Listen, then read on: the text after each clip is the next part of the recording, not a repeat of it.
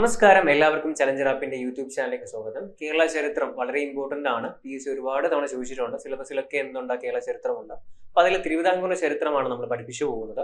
2 video നമ്മൾ cover ചെയ്തായിരുന്നു. ഇത് അവസാനത്തെ പാർട്ടാണ്. അതോടുകൂടി എന്ത് കഴിയും, തിരുവിതാംകൂറിന്റെ ചരിത്രം കഴിയും കേട്ടോ. അപ്പൊ ഇതിൽ നമ്മൾ ഏത് പഠിക്കുകയാണെന്ന് ആയില്യം തിരുനാൾ മുതൽ അങ്ങോട്ടുള്ള ശ്രീ ചിത്തിര തിരുനാൾ വരെ നമ്മൾ എന്ത് ചെയ്യാണ് ഇന്നത്തെ വീഡിയോയിൽ കവർ ചെയ്ത് പോകാൻ കേട്ടോ. നമുക്ക് എന്ത് ചെയ്യാം, പെട്ടെന്ന് തന്നെ എന്ത് ചെയ്യാം, പഠിക്കാം. ഓക്കെ, സ്റ്റാർട്ട് ചെയ്യാം.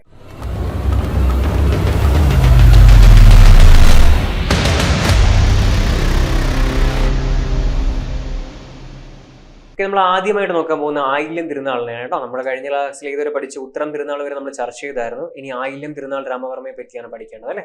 അപ്പൊ 1860 മുതൽ 1880 വരെ ആര് ഭരിച്ചത്? നമ്മുടെ ആയില്യം തിരുനാൾ ഭരിച്ചത്. ആയില്യം തിരുനാൾ രാമവർമ്മ ഭരിച്ചത്. രോഗപ്രതിരോധത്തിനായി സർക്കാർ ജീവനക്കാർക്ക് വാക്സിനേഷൻ ഏർപ്പെടുത്തി. നമ്മൾ വാക്സിനേഷൻ ഏർപ്പെടുത്തി എന്ന് പറയുമ്പോൾ ഇത് ഓർക്കില്ല, അത് നേരത്തെ പറഞ്ഞതാണ്. രോഗപ്രതിരോധത്തിനായി സർക്കാർ ജീവനക്കാർക്ക്, അതാരാണ്? ലക്ഷ്മിബായി ആണ് അല്ലെ. ഇത് രോഗപ്രതിരോധത്തിനായി സർക്കാർ ജീവനക്കാർക്ക് വാക്സിനേഷൻ ഏർപ്പെടുത്തിയത് ആയില്യം തിരുനാളാണ്.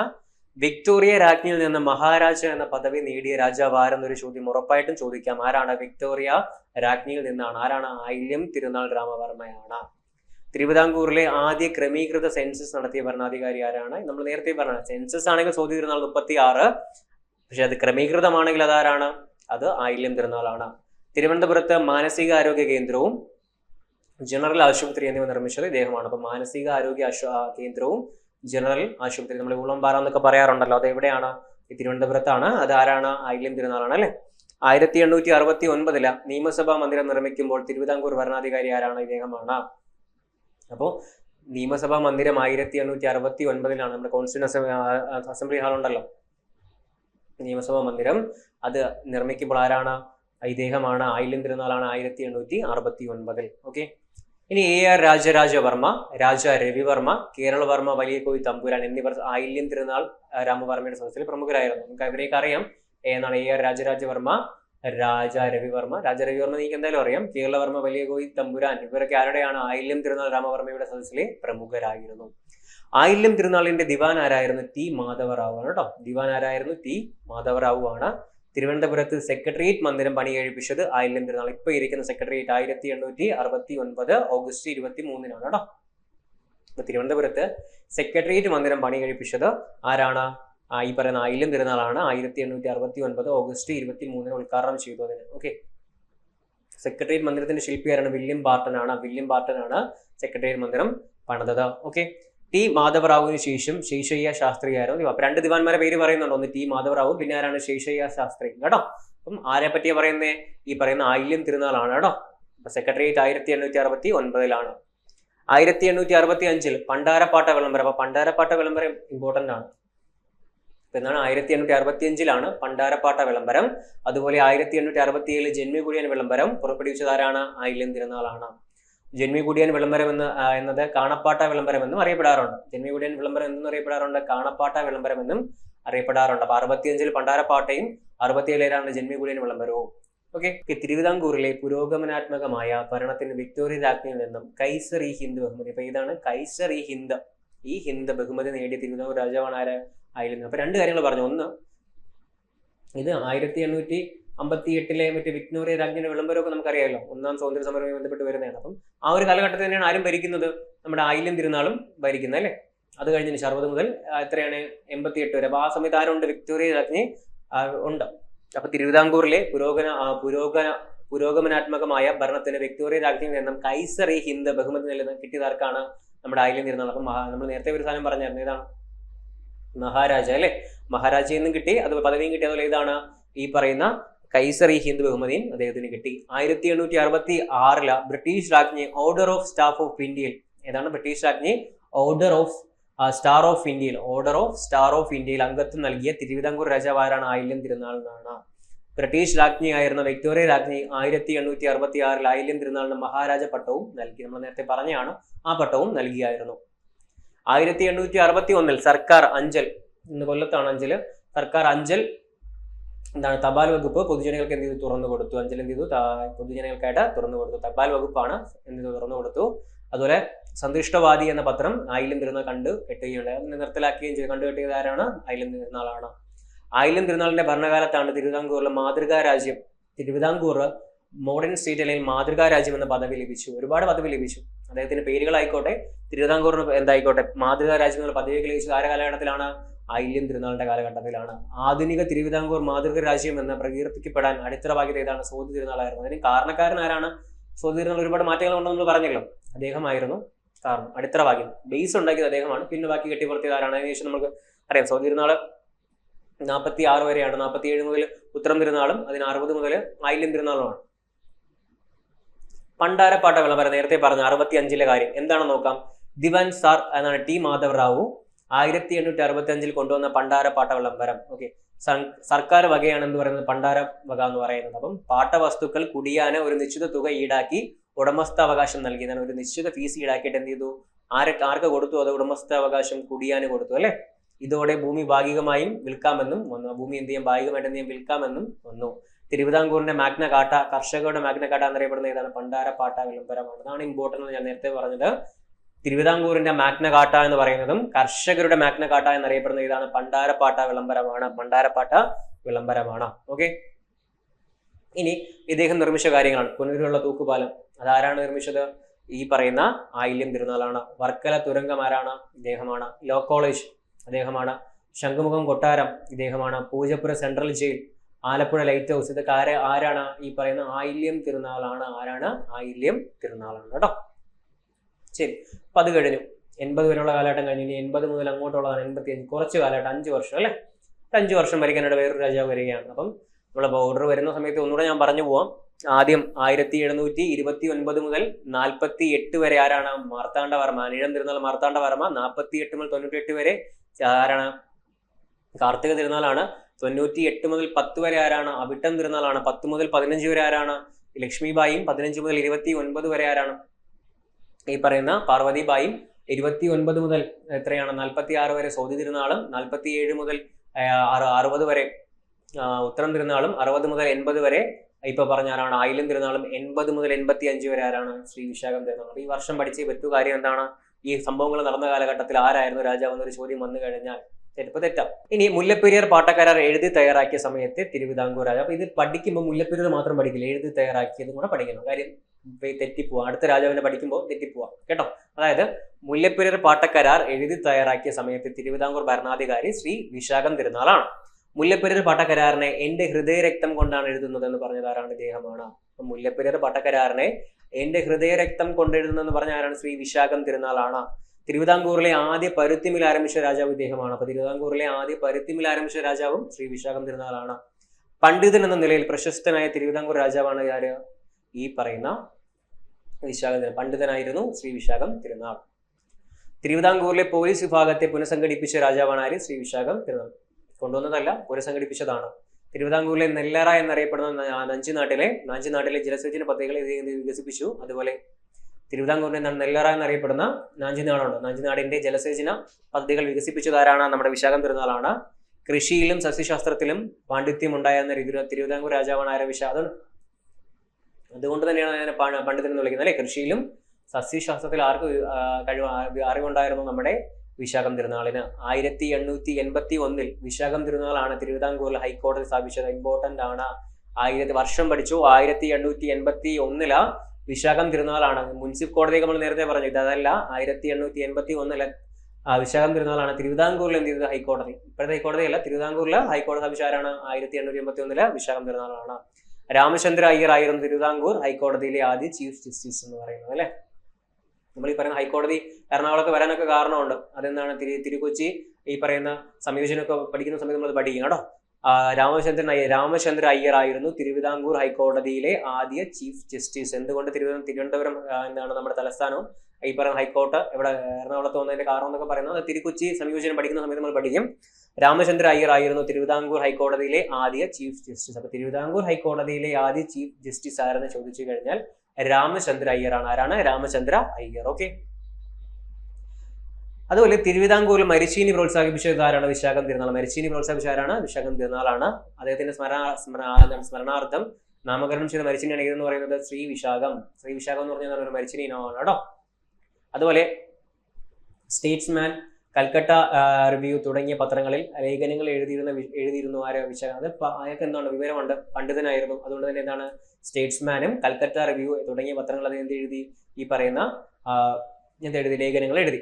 അദ്ദേഹത്തിന്റെ പ്രധാന കൃതികളാണ് the horrors of war and benefits of peace. War എന്നൊക്കെ യുദ്ധങ്ങളുടെ ഹൊറും അതുപോലെ തന്നെ പീസിന്റെ ബെനിഫിറ്റ് എന്നൊക്കെ പറയുന്ന അദ്ദേഹത്തിന്റെ കൃതിയാണ്. അപ്പൊ യുദ്ധത്തെ പ്രോത്സാഹിപ്പിച്ച ഒരു വ്യക്തി ആയിരിക്കണമെന്നില്ല. അതുപോലെ ഒബ്സർവേഷൻ ഓഫ് ഹയർ എഡ്യൂക്കേഷൻ, അതൊക്കെ കൊണ്ട് തന്നെയാണ് അദ്ദേഹത്തിന് പാണ്ഡിത്യം ഉള്ളത് നമ്മൾ പറഞ്ഞത് അല്ലേ. ശരി, അപ്പൊ അദ്ദേഹം കഴിഞ്ഞോട്ടോ. ആ ഒരു കാലഘട്ടം 80-85 കാലഘട്ടം കഴിഞ്ഞു. അതുപോലെ സ്വാതി തിരുനാൾ പോലെ അടുത്തൊരു ഇമ്പോർട്ടന്റ് ആളാണെന്ന് പറയുന്നത് നമ്മുടെ ശ്രീമൂലം തിരുനാൾ. കാര്യം ഒരുപാട് വർഷം അദ്ദേഹം ഭരിച്ചു. 85 മുതൽ 1924 ഈ പറയുന്ന വൈക്കം സത്യാഗ്രഹം നടക്കുന്നത്. ആ കാലഘട്ടം വരെ ആരാണ്? ശ്രീമൂലം തിരുനാളായിരുന്നു തിരുവിതാംകൂർ ഭരിച്ചിരുന്നത്. അപ്പോൾ വളരെ ഇമ്പോർട്ടന്റ് ആണ്. ഏകദേശം ഒരുപാട് കാലഘട്ടം ആര് ഭരിച്ചിരുന്നു? ഈ പറയുന്ന ശ്രീമൂലം തിരുനാള് ഭരിച്ചിരുന്നു. ഏറ്റവും കൂടുതൽ കാലം ഭരിച്ച ആരാണ്? നമ്മൾ നേരത്തെ പഠിച്ചതാണ്. 1748 മുതൽ 98 വരെ ആരാണ്? കാർത്തിക തിരുനാൾ അല്ലേ, ധർമ്മരാജയാണ്. ഓക്കെ, ശരി, നമുക്ക് അടുത്ത് പഠിക്കാം. ശ്രീമൂലം തിരുനാൾ പ്രാഥമിക വിദ്യാഭ്യാസം സൗജന്യമാക്കി. ഓക്കെ, എന്നാൽ പ്രൈമറി എഡ്യൂക്കേഷൻ സൗജന്യമാക്കി. അത് നമ്മൾ എവിടെയും പഠിച്ചു. പാർവതിബായി പറഞ്ഞപ്പോഴും പറഞ്ഞല്ലേ, മുല്ലപ്പെരിയാർ പാട്ടക്കരാർ ഒപ്പുവെച്ച സമയത്ത് തിരുവിതാംകൂർ. ഇതാണ് നേരത്തെ പറഞ്ഞത്. എഴുതി തയ്യാറാക്കിയത് മുല്ലപ്പെരിയാർ കരാർ എഴുതി തയ്യാറാക്കുന്ന സമയത്ത് രാജാവാരാണ്? ഈ പറയുന്ന വിശാഖം തിരുനാളാണെങ്കിൽ മുല്ലപ്പെരിയാർ പാട്ടക്കരാർ ഒപ്പുവെക്കുമ്പോൾ ആരാണ്? ശ്രീമൂലം തിരുനാളാണ്. തെറ്റിപ്പോകാം. തിരുവിതാംകൂർ ലെജിസ്ലേറ്റീവ് കൗൺസിൽ, അത് പഠിക്കണം. Travancore legislative council, Thiruvithamkoor legislative council 1888 നിലവിൽ വന്നത്. അത് പഠിക്കണം. അത് ആറ് കാലഘട്ടത്തിലാണ്? ശ്രീമൂലം തിരുനാളാണ്. 1896 തിരുവിതാംകൂർ ജന്മികുടിയാൻ റെഗുലേഷൻ ആക്ട് പാസാക്കി. 1896 തിരുവിതാംകൂറിൽ എന്താണ്? ജന്മികുടിയാൻ റെഗുലേഷൻ ആക്ട് പാസാക്കി. അതുപോലെ പൗരസമത്വവാദ പ്രക്ഷോഭം നടക്കുമ്പോൾ തിരുവിതാംകൂർ ഭരണാധികാരി ആരാണ്? ശ്രീമൂലം തിരുനാളാണ്. 1920 വൈക്കം സത്യാഗ്രഹം ആരംഭിക്കുന്ന ആരാണ്? തിരുവിതാംകൂർ രാജാവാണ്. ആരായിരുന്നു? ശ്രീമൂലം തിരുനാളാണ് കേട്ടോ. പിന്നാക്ക സമുദായത്തിലെ കുട്ടികൾക്ക് സർക്കാർ സ്കൂളുകളിൽ പ്രവേശനം അനുവദിച്ച ശ്രീമൂലം തിരുനാളാണ് കേട്ടോ. അതൊന്ന് പഠിച്ചു വെക്കുന്നതാണ്. പിന്നാക്ക സമുദായത്തിൽപ്പെട്ടവർക്ക് എന്താണ് സർക്കാർ സ്കൂളുകളിൽ പ്രവേശനം അനുവദിച്ചത് ആരാണ്? നമ്മുടെ ശ്രീമൂലം തിരുനാളാണ്. തിരുവനന്തപുരത്തെ വിക്ടോറിയ ജൂബിലി ടൗൺ ഹാൾ പണി കഴിപ്പിച്ചത് ആരാണ്? ശ്രീമൂലം തിരുനാളാണ്. വിക്ടോറിയ ജൂബിലി ടൗൺ ഹാൾ എന്നാണ് അറിയപ്പെട്ടിരുന്നത്. ഇപ്പൊ അത് പേര് മാറി, VGT ഹാളാണ്.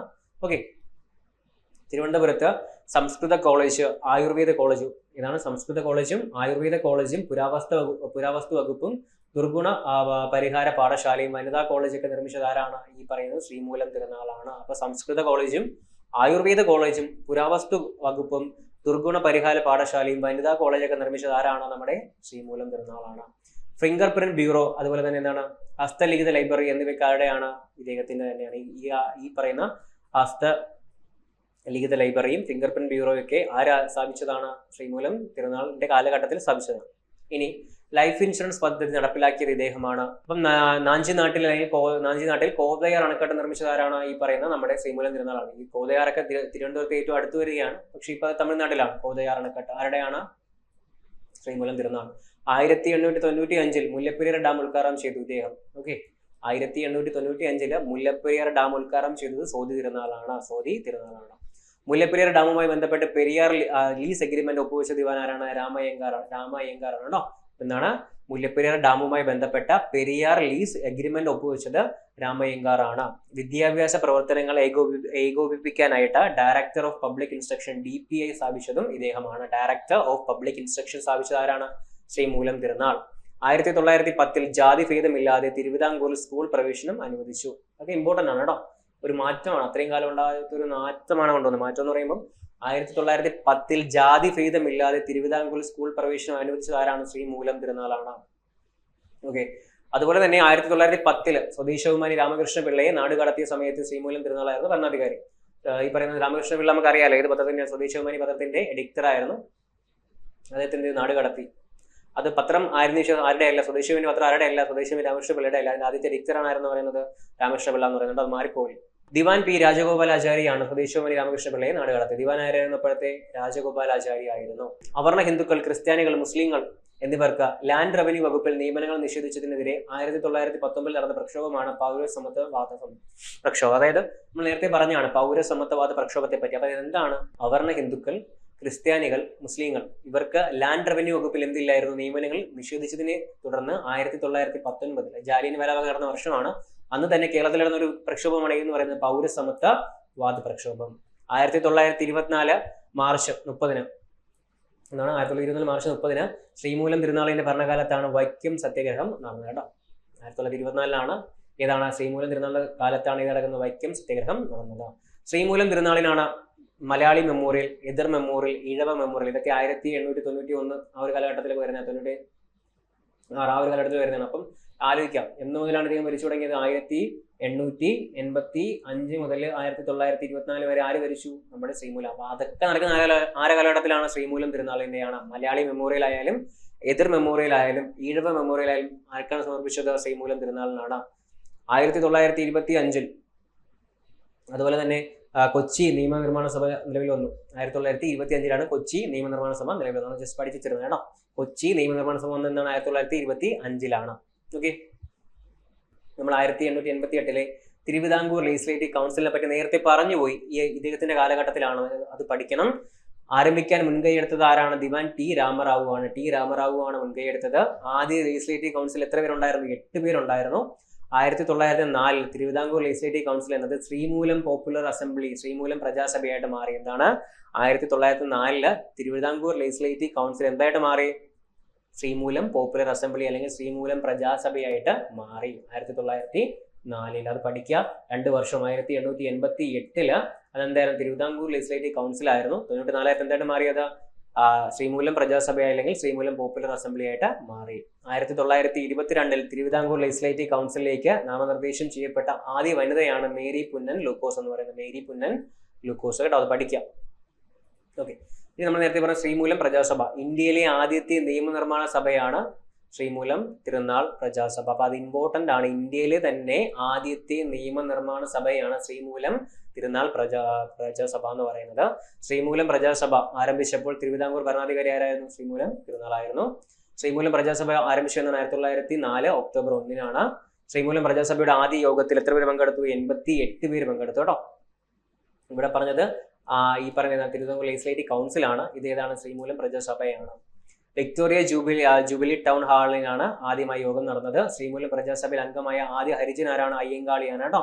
ഇതിന് ഇപ്പൊ അറിയപ്പെടുന്ന അയ്യങ്കാളി ഹാൾ എന്നാണ് കേട്ടോ. BJT ഹാളിന്റെ പേര് മാറി വിക്ടോറിയ ജൂബിലി ടൗണിന്റെ പേര് മാറ്റിയത് എന്തെന്നറിയപ്പെടുന്നു, അയ്യങ്കാളി ഹാൾ എന്നാണ് അറിയപ്പെടുന്നത്. അപ്പൊ 1924 ആരാണ്, റാണി സേതു ലക്ഷ്മിബായി ആണ് നമ്മുടെ എന്ത് ചെയ്ത് ഭരിച്ചത്, തിരുവിതാംകൂർ ഭരിച്ചത്. 31 വരെ ആരാണ്, റാണി സേതു ലക്ഷ്മിബായി ആണ് തിരുവിതാംകൂർ ഭരിച്ചിരുന്നത്. അപ്പം നമുക്ക് ഇമ്പോർട്ടൻ്റ് ആണ് കേട്ടോ. ഇതിൽ മാറിപ്പോ നമ്മൾ ആദ്യം പഠിച്ചത് റാണി ഗൗരി ലക്ഷ്മിബായി, രണ്ടാമത് പഠിച്ചത് റാണി ഗൗരി പാർവതിബായി. ഇവിടെ റാണി അതിന് ഏതില്ല, ഗൗരി ഇല്ല, റാണി സേതു ലക്ഷ്മിബായി ആണ്. മാറിപ്പോണ്ട, സേതു ഒരെണ്ണേ ഉള്ളൂ. അതെന്നാണ് 1924 വരുന്നത്. അപ്പം റാണി സേതു ലക്ഷ്മി, 2 ലക്ഷ്മിബായി പഠിച്ചു. ഒന്ന് റാണി ഗൗരി ലക്ഷ്മിബായും, ഇതേതാണ് റാണി സേതു ലക്ഷ്മിബായും ആണ് കേട്ടോ. തിരുവിതാംകൂറിൽ ദേവദാസി സമ്പ്രദായം നിർത്തലാക്കിയത് ആരാണ്, റാണി സേതു ലക്ഷ്മിബായി ആണ്. തിരുവിതാംകൂറിൽ ഗ്രാമപഞ്ചായത്ത് രൂപീകരിച്ചതും ലക്ഷ്മിബായി തന്നെയാണ്. വൈക്കം സത്യാഗ്രഹം നടക്കുന്ന സമയത്ത് ആരായിരുന്നു, നമ്മൾ ഈ പറയുന്ന ശ്രീമൂലം തിരുനാളായിരുന്നെങ്കിൽ വൈക്കം സത്യാഗ്രഹ നിവേദനം സമർപ്പിച്ചത് ആർക്കാണ്, റാണി സേതു ലക്ഷ്മിബായിക്കാണ്. കാര്യം 24 കഴിഞ്ഞ് 31 വരെ വീണ്ടും ആര് വന്നു, നമ്മുടെ റാണി സേതു ലക്ഷ്മിബായി വരുന്നുണ്ട്. തിരുവിതാംകൂർ വർത്തമാന പത്ര നിയമം പാസാക്കിയത് റാണി സേതു ലക്ഷ്മിബായി ആണ്. ക്ഷേത്രങ്ങളിൽ മൃഗബലി നിരോധിച്ചതാരാണ്, റാണി സേതു ലക്ഷ്മിബായി ആണ്. 1929 തിരുവനന്തപുരം ഏതാണ് വൈദ്യുതീകരിച്ചപ്പോൾ 1929 ട്രാവൻകൂർ എന്ത് ചെയ്തത്, വൈദ്യുതീകരിച്ചത്. അപ്പൊ ആരായിരുന്നു, നമ്മുടെ ഭരണാധികാരി റാണി സേതു ലക്ഷ്മിബായി ആണ്. ഓക്കെ, 1924 മുതൽ 1931 വരെ ശ്രീ ചിത്ര തിരുനാളിന് പ്രായപൂർത്തിയാകാത്തതിനാൽ റീജന്റായി സേതു ലക്ഷ്മിബായി എന്ത് ചെയ്തു, ഭരണം നടത്തിയ. അതുകൊണ്ടാണ് കേട്ടോ. ആർക്ക് പ്രായപൂർത്തിയായില്ലായിരുന്നു, ഈ പറഞ്ഞത് ശ്രീ ചിത്ര തിരുനാളിന്. സേതു ലക്ഷ്മിബായിയുടെ കാലത്ത് നടന്ന സത്യാഗ്രഹങ്ങളാണ് എന്താണ്, ശുചീന്ദ്രം സത്യാഗ്രഹം അല്ലെങ്കിൽ തിരുവാർപ്പ് സത്യാഗ്രഹം. സേതു ലക്ഷ്മിബായിയുടെ കാലഘട്ടത്തിലാണ് ശുചീന്ദ്രം സത്യാഗ്രഹവും തിരുവാർപ്പ് സത്യാഗ്രഹവും നടക്കുന്നത്. ദേവസ്വം ക്ഷേത്രങ്ങളിൽ മൃഗബലി എന്ത് നിരോധിച്ചു, നേരത്തെ പറഞ്ഞത് തന്നെയാണ്. ബഹുഭാര്യത്വം എന്താണ്, നിയമവിരുദ്ധമായി പ്രഖ്യാപിച്ചു. എന്താണ് ബഹുഭാര്യത്വം, ഒരാൾക്ക് ഒരു ഭാര്യ മതി അല്ലെ. ബഹുഭാര്യത്വം എന്ത് ചെയ്തു, ഭാര്യത്വം എന്ത് ചെയ്തു, നിർത്തലാക്കിയത് ആരാണ്, നമ്മുടെ ആരാണ്, ഈ പറയുന്ന റാണി സേതു ലക്ഷ്മിബായി ആണ്. തിരുവിതാംകൂർ വർത്തമാന പത്ര നിയമം പാസ്സാക്കി, നേരത്തെ പറഞ്ഞതാണ്. ബ്രിട്ടീഷുകാരനായ M.E. വാട്സിനെ എന്ത് ചെയ്തു, തിരുവിതാംകൂർ ദിവാനായി നിയമിച്ചു. അപ്പോൾ ഒരു ബ്രിട്ടീഷുകാരനായ M.E. വാട്സിനെ എന്ത് ചെയ്തു, തിരുവിതാംകൂർ ദിവാനായി നിയമിച്ചു. മുഴുവൻ സമയവും ദിവാൻ പദവി വഹിച്ച ആദ്യ യൂറോപ്യൻ ആരെന്ന് പറയുന്നത് M.E. വാട്സ് എന്ന് പറയുന്നത്. മുഴുവൻ സമയവും എന്ത് ചെയ്തതാണ്, ആ പദവി ദിവാൻ പദവി വഹിച്ച വ്യക്തിയാണ് M.E. വാട്സ്. ഓക്കെ, ഗ്രാമപഞ്ചായത്തുകൾ രൂപീകരിക്കുകയും സൗജന്യ ഉച്ചഭക്ഷണം നടപ്പിലാക്കുകയും ചെയ്തു ഇവര്. അതുപോലെ 1925 നായർ ആക്ട് പ്രകാരം തിരുവിതാംകൂറിൽ മരുമക്കത്തായ സമ്പ്രദായം അവസാനിപ്പിച്ച് മക്കത്തായ സമ്പ്രദായം എന്ത് ചെയ്ത് കൊണ്ടുവന്നു? മരുമക്കത്തായം ആയിരുന്നു ഇവിടെ നിലനിന്നിരുന്നത്, അത് മാറ്റി ഏത് കൊണ്ടുവന്നു? മക്കത്തായ സമ്പ്രദായം കൊണ്ടുവന്ന ആരാണ്? നമ്മുടെ ഈ പറയുന്ന ആരാണ്? നമ്മുടെ പാർവതിബായി അല്ല, ഇതാണ് ലക്ഷ്മിബായി ആണ് കേട്ടോ. റാണി സേതു ലക്ഷ്മിബായി. 1929 തിരുവനന്തപുരം പട്ടണം വൈദ്യുതീകരിച്ചു. ഇതൊക്കെ പറഞ്ഞതാണ്. 1925 വൈക്കം സത്യാഗ്രഹവുമായി ബന്ധപ്പെട്ട ഗാന്ധിജി ഇവിടെ വന്നിട്ടുണ്ട്, കേരളം സന്ദർശിക്കാൻ വന്നിട്ടുണ്ട്. ആ സമയത്ത് ഇവിടെ ആരാണ് ഭരിച്ചിരുന്നത്? റാണി സേതു ലക്ഷ്മിബായി ആണ്. ഓക്കെ, ഗാന്ധിജി വൈക്കം സത്യാഗ്രഹം അവസാനിച്ച സമയത്തെ ഭരണാധികാരിമാര് തന്നെയാണ് സേതു ലക്ഷ്മിബായി തന്നെയാണ്. തുടങ്ങുമ്പോൾ ശ്രീമൂലമായിരുന്നെങ്കിൽ ഗാന്ധിജി വന്നപ്പോഴും അത് ഏതാണ് സമർപ്പിച്ചപ്പോഴും അവസാനിപ്പിച്ചപ്പോഴും അത് തന്നെയാണ് സേതു ലക്ഷ്മിബായി തന്നെയായിരുന്നു. ഓക്കെ, ഗ്രാമപഞ്ചായത്തുകൾ രൂപീകരിക്കുകയും സൗജന്യ ഉച്ചഭക്ഷണം ഇതൊക്കെ നമ്മൾ പറഞ്ഞതാണ്. ഓക്കെ, അത് കഴിഞ്ഞു കേട്ടോ. 31 വരെയുള്ള ചരിത്രം കഴിഞ്ഞു. ഇനി 31 മുതൽ 49 വരെ ആകുമ്പോൾ മൊത്തം കഴിയും. അപ്പൊ നമുക്ക് ഒന്നുകൂടെ ഞാൻ പറഞ്ഞു വരാം. 1729 മുതൽ 48 വരെ അനിഴം തിരുനാൾ മാർത്താണ്ഡവർമ്മ. ഒന്നുകൂടെ റിവൈൻഡ് ചെയ്യാം. 48 മുതൽ 98 വരെ ധർമ്മരാജ അല്ലെങ്കിൽ കാർത്തിക തിരുനാൾ. 98 മുതൽ 10 വരെ അവിട്ടം തിരുനാൾ. 10 മുതൽ 15 വരെ ആരായിരുന്നു? 1810 മുതൽ 15 വരെ ശ്രീ ആരാണ്? നമ്മുടെ റാണി ഗൗരി ലക്ഷ്മിബായി ആണ്. 15 മുതൽ 29 വരെ ആരായിട്ട് വരും? റാണി ഗൗരി പാർവതിബായി വരും.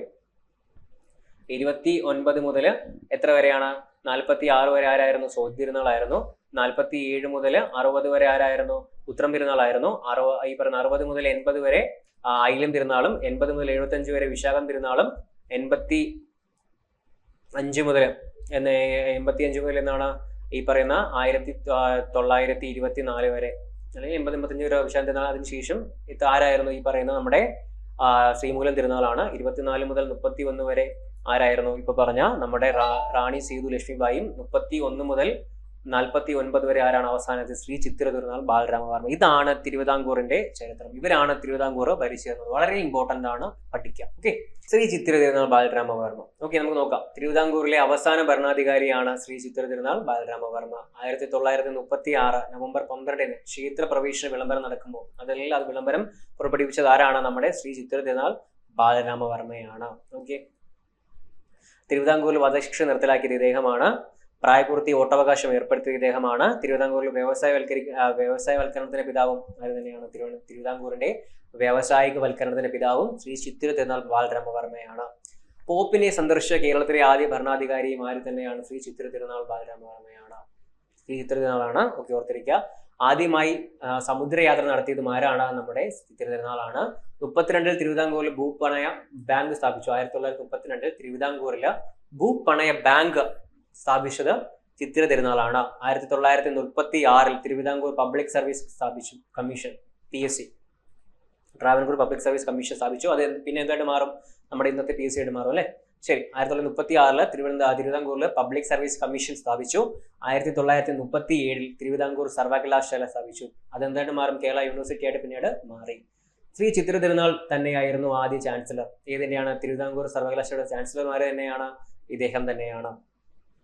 അതുപോലെ ട്രാവൻകൂർ സ്റ്റേറ്റ് ട്രാൻസ്പോർട്ട് സർവീസ്, ഇന്ന് KSRTC എന്ന് പറയുന്ന ട്രാവൻകൂർ സ്റ്റേറ്റ് ട്രാൻസ്പോർട്ട് സർവീസ് 1938 അത് കൊണ്ടുവന്നു. അത് പിന്നെ എന്തായിട്ട് മാറി? KSRTC ആയിട്ട് മാറി.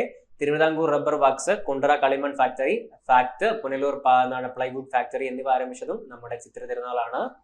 1940 കേരളത്തിലെ ആദ്യത്തെ ജലവൈദ്യുത പദ്ധതിയായ പള്ളിവാസൽ പ്രവർത്തനം ആരംഭിച്ചു. കേരളത്തിലെ ആദ്യത്തെ ജലവൈദ്യുത പദ്ധതി ഏതെന്ന് നമുക്കറിയാം, പള്ളിവാസൽ. 40 ആണ്. അത് ആരെ കാലഘട്ടത്തിലാണ്?